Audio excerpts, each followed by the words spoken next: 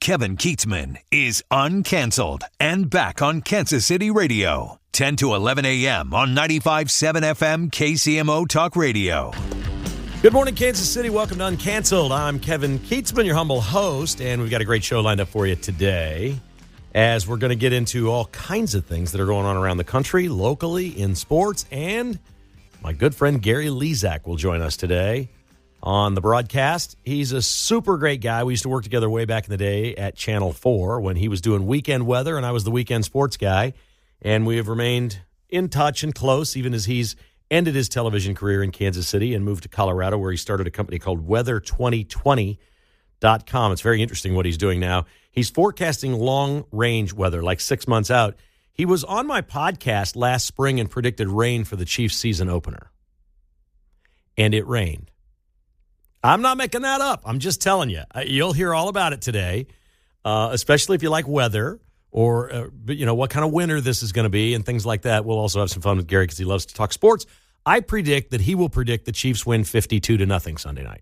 That's just my prediction on what Gary will predict. That's coming up around 10:30, so stick around for the next half hour. So we love to take your calls. We'll be doing that typically in the second segment. We'd love to have you call in, so if you want to wait about 10 minutes to start ringing the lines, we'd love to have you join us on the show. Let's start with this one today, and a story that isn't local, but it's being localized, and it will be localized because it's going to be localized everywhere in America, I think, very quickly, and that is this assassination of the CEO of UnitedHealthcare, Brian Thompson, outside the Hilton in New York, where the shooter waited for him, shot him in the back. Actually, his first shot almost missed. It hit him in the calf. This was not a professional shooter. All kinds of experts have now commented this was not a marksman. In fact, he didn't really know how to use the gun. It got jammed, and he fussed around with it, and he had to walk closer to him and shoot him again. This was someone who thought they had well planned everything out and did because they're not caught yet. There were a lot of things this person did right in planning it out, but it was not like some super professional hitman. A super professional hitman would have done it somewhere much more private, away from cameras, whatever, and done it that way. The shell casings say deny, depose, and defend, which is a battle cry for people that hate healthcare and more particularly big pharma, big healthcare industry, big healthcare companies. And so it looks like this person who did this either worked on behalf of or had something happen in their life that they were upset with denied coverage or a lawsuit or a loved one maybe that was lost because their care was terminated or something like that. I don't want to get into the assassination and what may have happened there by itself, but it did not take long as soon as we found out what was on those shell casings.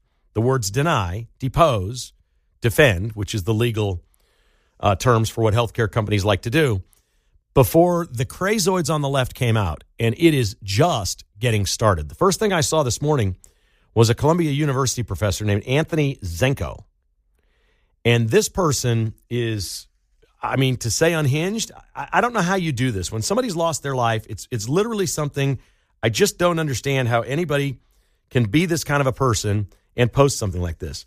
This Zenkus posted this morning, today we mourn the death of UnitedHealthcare CEO Brian Thompson. Gunned down, ... Wait, I'm sorry, ... Today we mourn the deaths of 68,000 Americans who needlessly die each year so that insurance company executives like Brian Thompson can become multimillionaires. Wow. You must live in some sort of a bubble and have all kinds of mental problems that you're attacking someone who just got murdered in public less than 24 hours after it happened. If you want to have your grievance with healthcare, have it. This is just a rotten way to do it, a terrible way to do it. There's also, I check Tony's Kansas City every day, and I know he's been on Mundo's show many times, and he had a great piece up today over there about a local podcaster who I've not met. I think he did some radio or maybe does radio. I'm not really sure. I know he worked at Sporting Kansas City for a while. His name is Hartzell, and he is now just slamming healthcare right and left in light of this shooting. So it's coming to our community. There will be people complaining about this.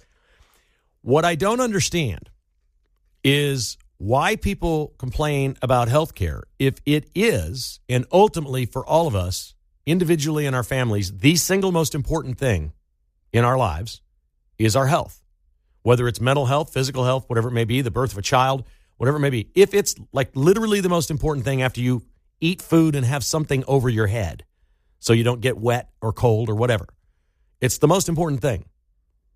Why do so many people just think it should be handed to them and that it's a right? Like, I guarantee if you polled Americans, a third of Americans would believe it's in the Constitution that they have the right to health care. I guarantee you at least a third of the people would come up with that. And it might be more than like 40 or 42% that they believe it's their right. We have passed Obamacare. It's still there. It's cheap. It's good enough. Why aren't people on Obamacare? We have Medicare, Medicaid. We have all kinds of programs for the elderly in this country. We have millions of illegal aliens that I've heard outrage from people saying they're getting all the health care coverage they want, no matter what happens.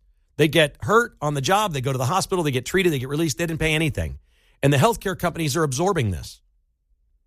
So maybe, to borrow a term from Kamala, we should be looking at root causes. All right, if we've got a healthcare problem and we have 20 million illegal aliens that are getting free healthcare, just walking into places, getting whatever it is they want, and our government is funding trillions of dollars worth of free shots for people to subsidize pharmaceutical companies who make way more than the healthcare insurance companies, I think maybe we're looking at this all wrong. I'm not smart enough to be the guy to figure it all out, but I think we might have them in D.C. now. And I think we might want to take a look at this. But I don't think this is something that anybody should be bad-mouthing the healthcare industry and, 68,000 people a year die because of the healthcare industry and the CEO becoming a multimillionaire. The days in this country of people just being mad or jealous or upset that somebody makes a lot of money should be gone. We've elected twice a billionaire for president. Twice. If you want to get mad at the people who come into office with nothing and leave with hundreds of millions of dollars. That's the reason to get mad at politicians, not the ones who up front are like, Trump's a billionaire. He's a billionaire. Americans don't care. Barack Obama famously said one time, he posted in his high school yearbook, what's your goal in life? To live the American dream and be like Donald Trump. He literally said that at one point. Most people aspire to that. They aspire to some sort of greatness or pathway, whatever that may be, whether that's through your church, your community, through public service, through a certain amount of wealth that gives you independence and freedom to live the way you want. Everybody's got different goals, but we all pursue those goals. And that's a reasonable way to live. We should all live that way. We should all pursue something great. And I'm telling you what's going to happen over the next couple of weeks. This assassination of this man is going to turn into a massive media operation on the left against the healthcare industry and how the government needs to run all of it. That's where this is going. They're going to take something horrific and tragic and somebody unhinged, whether that person was hired or it was actually his family that was affected that did the shooting, whatever the case may be, that's an unhinged person.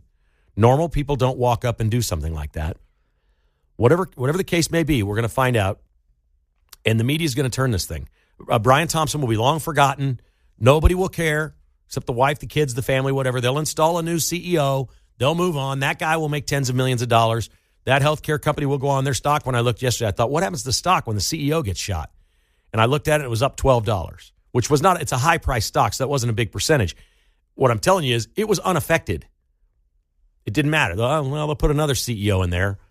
So then what? We got to get Secret Service for CEOs all over the country. His wife has indicated that he had felt threatened recently, and yet he was walking alone on the streets of New York. I'm very sad that happened. That's one of the, of course, the video's been released and we've seen it all. It's just such an unbelievable tragedy. We cannot let America become the country where somebody who doesn't have something goes after somebody that does and kills them because they have something. Not to take that from them, but to take their life because you think that CEO has made too much money and that their company is bad and that your life is no good because of this healthcare company. And that's a sad state of affairs. That's a sad state of affairs for any individual or any family. And I, honest to God, that whatever may have happened, if this was something like that, and of course these shell casings could be a complete distraction. This could still be a John Grisham novel or something, and some giant conspiracy with international intrigue or whatever, and the shell casings could be leading them a different direction. But that, by all accounts, was not a professional shooter. That was not somebody who really knew what they were doing with a gun. So it's hard to believe that this was some kind of a hired hit where they went out and found the best possible assassin in the world to take out the leader of some healthcare organization. What a wild, wild story. All right, if you'd like to join us on Uncanceled today, the phone lines are open at 913-408-7957. I will frequently talk about media on this broadcast, and I will frequently have people in the media on this broadcast. I like them. I think they, generally speaking, are better guests. I always use Patrick Mahomes as the example. Would it be great to have Patrick Mahomes on the show? Yes. Would we take him? Yes. Would he come on and say anything? No. He would not. In fact, his news conference yesterday on this week's game was just, you want to talk about nothing burgers? This was a triple Whataburger nothing burger. They asked him about Trevor Lawrence getting hurt and was the hit cheap and all that, and he wouldn't answer it. And he said, I just like to slide and get my head down as fast as I can, and I'm glad Trevor's okay. Probably the right thing for him to say, but I'm going to bet you there's a point where he becomes more like Tom Brady, Peyton Manning, Aaron Rodgers in his 30s, where Patrick Mahomes is going to say everything. And he'll start answering questions, being truthful, and not truthful. He was truthful yesterday. Being open with free speech. I can't wait for that day, because I think that Patrick Mahomes and his family and his mom and all of them are MAGA team all the way, and I can't wait for that day. Oh, it is always good to check in with my good friend Gary Lezak, now of weather2020.com. Weather2020.com. Gary is living the good life in the fresh air and doing long-term forecasting and making a difference for a lot of people. I mentioned, Gary, welcome to the show. How are you, sir? Everything good in your world today? Kevin, doing great, and congratulations on this new position you're doing on, I guess, day 2. Is this really your this week? This is day 4. Week? You are guest number 2, but this is day 4. Wow. Guest number 2. I'm honored to be guest number 2. You're the first one I called, because Mark Alford was already scheduled before I took the gig, I think. Right? Is that fair to say, Mark? And, yeah. So. And I got introduced with a Bruce Springsteen song. So how about that? I think we might have to cut Springsteen from the bump list. He's not high on my list right now, huh? I know, but you gotta love everybody, Kevin. You do? I do. Yeah, You've known me a long time. I love everybody. You do love everybody. Do I love everybody? No.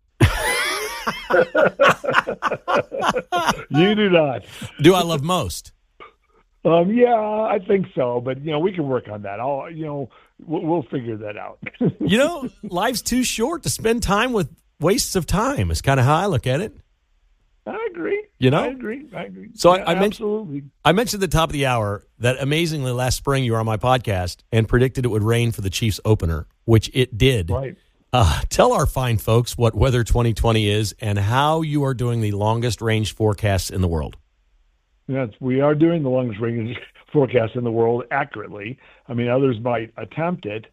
We have a climate model and that predicts precipitation and significant weather events, hurricanes, to severe weather outbreaks, to winter storms that will be impacting you guys this week. And I'll get to that in a second. But I discovered this back in 1987, 1988, when I had started my career. In 1986, I got a big break in Oklahoma City at the KWTV CBS station down there.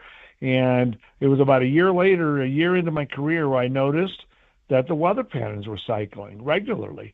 And it's taken me a lifetime now, the last 35, 38 years, to develop the technology that is now being shared with the world. I believe 2025 is going to be a huge year for it, but understanding the cycling weather patterns, you can predict a year in advance almost all these events. For example, Kevin, we had October 6th or so is when the weather pattern sets up. There's a whole astronomical cause for that and reason for that. We can go look and see the sun sets at the North Pole on the first day of autumn every year. It's September 23rd.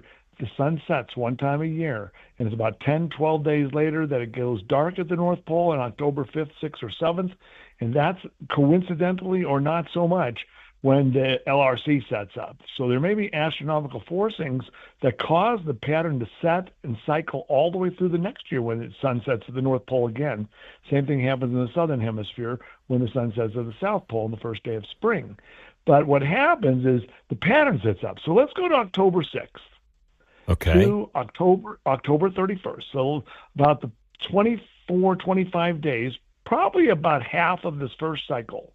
Okay. It was extremely dry from Kansas City through the northern plains. Everyone was concerned about a developing and expanding drought, not just in Kansas City, over the whole United States. Well, wait, let me speak for most listeners. We loved it because it was warm. We were out playing golf, and we were wondering why the pools weren't still open. It was fabulous.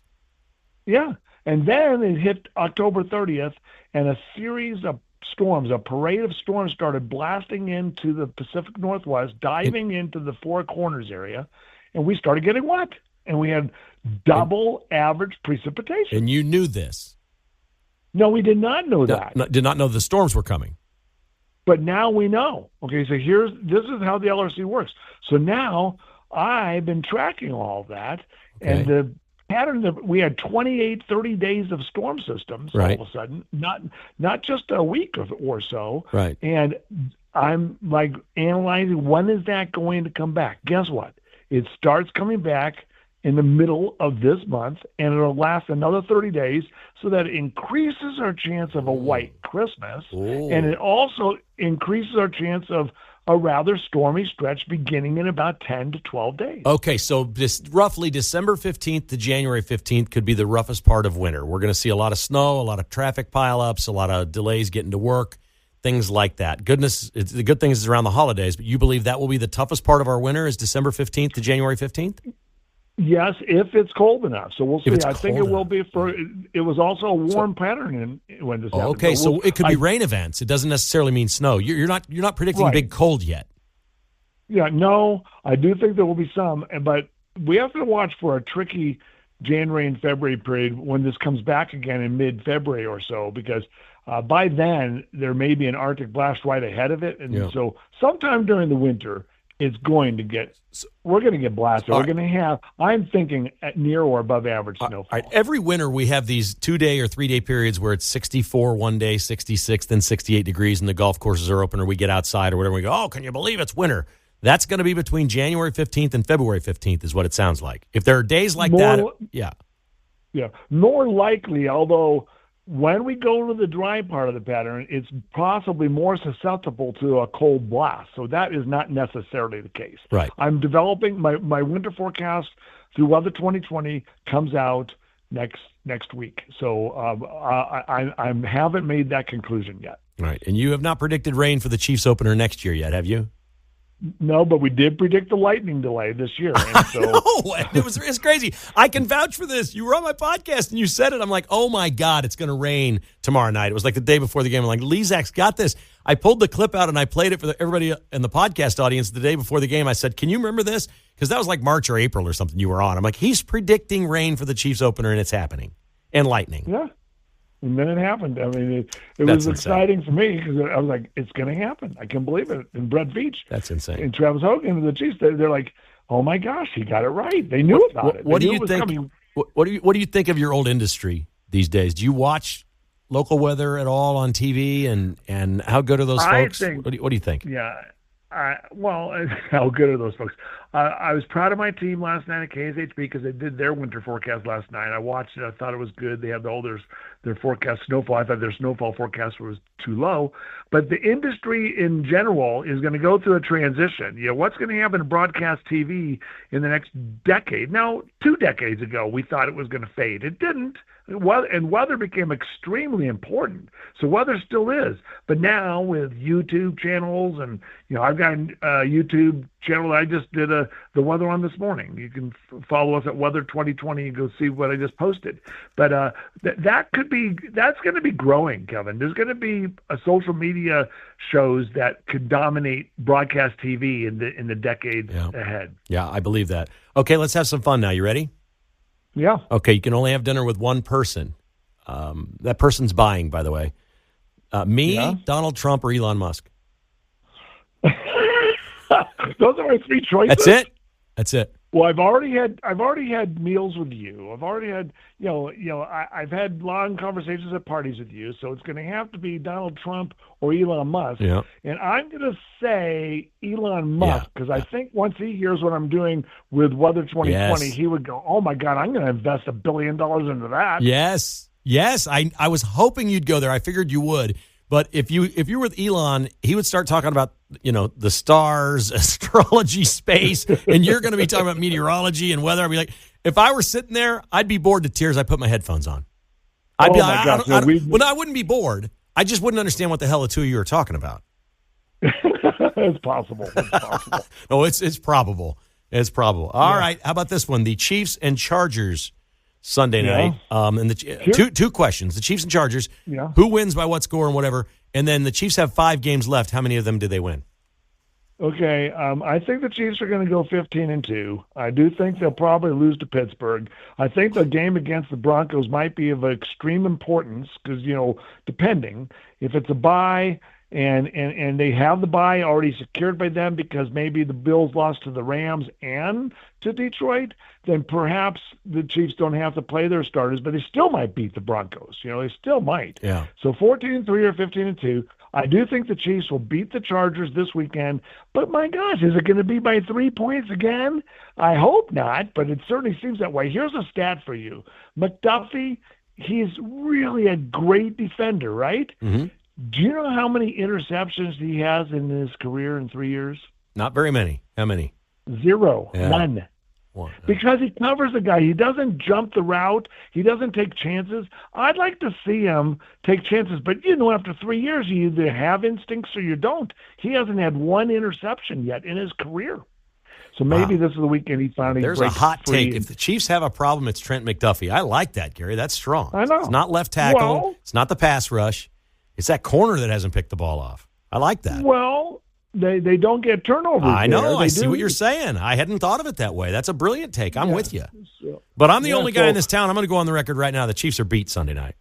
Unless they've got they're going to get beat? Unless they have a switch they're about to flip to be better than what they've been, they're not beating the Chargers. There's nothing they've done. There's nothing they've done this year that's going to beat the Chargers Sunday night. Not one game.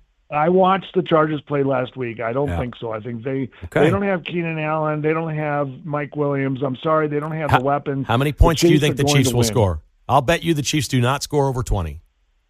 Okay, that's a bet right now. You got it. Then I get to have dinner with you. Yeah. Because it'll be dinner because the Chiefs will score 25 or more. Okay. We got to bet. We'll bet at dinner. 28. And at our dinner, we'll talk about Elon Musk. Right. I'll go for a 9-point win, so it's more than one possession. I'll go Chargers by 3, and the Chiefs don't score over 20. Gary, it is always great to chat with you, my friend. I miss you. I miss you too. Let me know when you're around. Let's go to dinner. Yeah. Or that place up north on the patio we went to. That place is awesome. That was gorgeous. That's that the day. deal. Let's go there. Okay. Awesome, buddy. Thank you so much for your time as always. All the best to you at weather2020.com. You're the best. Thank you. All right. He is Gary Lezak. I just love that guy. And he's got a great company, weather2020.com. You're listening to Uncanceled on KCMO Talk Radio 95.7. All right, we got a few minutes here. If you'd like to join us with a phone call, I'd be happy to take your call, 913-408-7957. That's 408-7957. Let's talk a little sports. And I want to start first with a sad note, and that is the passing of Al Fitzmaurice, former Kansas City Royal at the age of 78. He had been battling cancer for quite some time, and I've known Al Fitzmaurice for a long, long, long time. And I remember watching him pitch while I was a little boy, 8-year-old boy, sitting in the bleacher seats at Kauffman Stadium. Al Fitzmaurice was a terrific pitcher, and so many Kansas Cityans knew him and loved him from the work that he did after playing baseball by staying here and being involved with everything the Royals did in the community. Al Fitzmaurice was everywhere. He did some media. We did some broadcasting together back in the day when I was in sports radio. He loved to play golf. He was a good man. He was in several businesses after baseball, and I used to ask him, what would you be making today if you were pitching today? And his eyes would just roll. This guy was a good pitcher, man. He pitched for 10 years in the big leagues. He was like 15 games over 500. He had a 3.6 earned run average. He pitched for the Royals' very first team in 1969 and the Royals' very first playoff team in 1976. He was surrounded by family when he passed yesterday at the age of 78. Al Fitzmaurice will be missed. Last night in college basketball, the Kansas Jayhawks fell to the Creighton Blue Jays, and most people are saying, what happened? So Creighton was able in this game to do against Kansas what you would like to be able to do. They got a player named Kalkbrenner, this big 7'1" center, who kept Hunter Dickinson for Kansas. He held him to 2 shots in the paint. Hunter Dickinson only took 2 shots last night, 2 2-point shots, and scored 6. That works against Kansas. That was good. That game last night was the best thing that could have happened to Kansas. So they needed somebody to be able to do that because they're still trying to figure out some of the, exterior perimeter play. DeJuan Harris shot too many shots. He had 21 shots in the game. That's too many. They got impatient. Bill Self said so after the game. They'll learn from it. The good news is there's probably only a handful of teams in the country. I don't think Creighton is an elite team, But there's only a handful of teams in the country that would be able to match up and do to Kansas what Creighton did last night. So it was kind of the perfect storm. Creighton had lost a couple of games. Their fans were going wild. And nobody's going undefeated in college basketball anyway, so this isn't the end of the world. We've got Kansas, Missouri coming up on Sunday at noon. What a great day of sports. You could literally drive to Mizzou Arena on Sunday, if you're a Tiger fan or a Jayhawk fan, go to the game, get to Arrowhead by 7:30 for kickoff for Sunday Night Football. What a day of sports that would be, Mark. We should be doing a giveaway. That would be awesome. That sounds like an amazing day. KU, Mizzou, Chiefs right in the middle for both fan bases. It does. We should be doing a giveaway. I should be your designated driver. I'll take you. We'll go all day. Let's go. We should have a winner and a guest and go do something like that. The uncanceled bus. There it is. I love it. An uncanceled bus. That's going to be fun. Missouri had a good comeback against Cal a couple nights ago. Not a lot of expectation for Missouri basketball this year because of their dreadful season a year ago, but they are on a winning streak right now. And the power of winning, no matter who you're playing, is a thing in sports. You start winning games. They were down. They were way down the other night. They had a 17-0 run against them and found a way to come back and win against Cal. It's a powerful thing. It can truly be a powerful thing to win games. So I'm hoping for a really good game Sunday. I'll take Kansas in that one by like 11 is probably where I'm going with that. I don't know if anybody saw this or not. The Hallmark movie, the Chiefs Love Story movie, the ratings are out. It was the highest rated cable show in America Saturday night. What? The Chiefs Love Story. Yeah, on Hallmark. 2.9 million viewers. That doesn't sound like a lot, but that's the best of it. Now, that's a show. That doesn't include sports. So, for example, the Texas A&M football game was the actual winner. It had 9.46 million viewers or households watching. So 3 times as many people were watching football as the Hallmark movie. But Hallmark is just thrilled that this happened for them. It's like they flat can't believe that they had ratings like that for a Chiefs love story movie, which we know Mark dutifully has watched and is going to watch every second and learn every line like Christmas Vacation. Oh, yeah. My wife loves those Hallmark movies, so I was actually happy to watch this one with her. And you enjoyed it? I enjoyed it. It wasn't too bad. Will you watch it again? No. Maybe next year. Maybe it'll be a yearly thing we do once a year. How many times do you watch Christmas Vacation every December? That's actually one that I've only seen a couple times. What? Shockingly. What's your repeat Christmas movie? We watch Elf every year. Elf. That's our one time as well? And yeah, one time, maybe 2 times. And then Home Alone's another one that my family watch. Kevin! Yeah. He grabs his face like that. Kevin! Oh, yeah. It's so good. I do love it. Also, the Village People and the leader of the Village People, the band that sings famously YMCA, Victor, what's Victor's name? Victor Willis? Victor Willis is the leader of the Village People, YMCA. We know that he's thanked Trump and he's made a lot of money for using this as the campaign theme. Now we're getting new information. He's doing more and more interviews. Get this. He says they would love to be invited to the inaugural and perform YMCA live for them because, of course, they would. How does Trump not invite them to do that? Here's the best part, folks. Did you know in 2020, this Victor Willis guy from the Village People was trying to legally stop Trump from using the song? He's no Trump dude. He's flipped. Now, of all the people, the RFKs, the Elon Musk, all these people that were Democrats that have flipped and become conservative, all these people that have moved to the right, how about the singer of the Village People? 4 years ago, he tried to stop Trump. Now he's asking to go to the inaugural and perform. That's pretty incredible. And when you see the scene there that day, everybody doing the Trump dance, that's going to be amazing. Wouldn't that be cool? I don't know. I don't think Trump's accepted yet, but it's one of the coolest stories I've ever heard. And I think it really highlights something that's important that we're all feeling, and that is a giant pivot in America. That's probably the word. Some people will say shift or move. It's really a pivot. You know, when you pivot, you're staying set. If you're a basketball player and you have 2 feet on the ground and you keep your left foot down as your pivot foot, you're moving to the left and you're going around the other way. This is the opposite of that. You got your right foot planted, everybody's moving to the right. That's what this feels like, is a giant pivot in this country, and people are unafraid. This is clearly a man with the Village People, clearly a man that 4 years ago was terrified because of the business he'd been in his whole life to say anything other than I hate Donald Trump and he can't use my song. He clearly didn't think that for himself. And he was probably thinking to himself, it would be great if Trump chose to play this song and could pay off in a big way for us. And now he's free and easy. He's ready to go. He's like, let's do this. I'm totally good with all this. And we would love to perform for Trump if he would have us. That would be the coolest thing ever. And finally, I'm guessing Pete talked about this today. I didn't hear it. The $1 million worth of artwork at the airport. Have you heard that? Okay, you go to the airport, all the dangly ceiling stuff. Yeah. By the check-in counter, there's 3,000 pieces of metal above you. One little piece fell. Nobody got hit. All 3,000 are coming down. How long has the airport been open? We spent $1 million on artwork. The worst place is the artwork at the baggage carousel. If you take your family to Disney World, the baggage carousel is the happiest place on earth. You're ready to go, right? You're there. You're excited. Vacation's beginning. If you're at the baggage carousel in Kansas City, you've come home. It's the most depressing place on earth. Every time, no matter what, you've come home. You're either tired, long trip, great trip is over, you're sad. There's artwork there too. Only at the KC Airport. Thanks for listening to Uncanceled. I'm Kevin Kietzman. This is KCMO Talk Radio. Dan Bongino is next.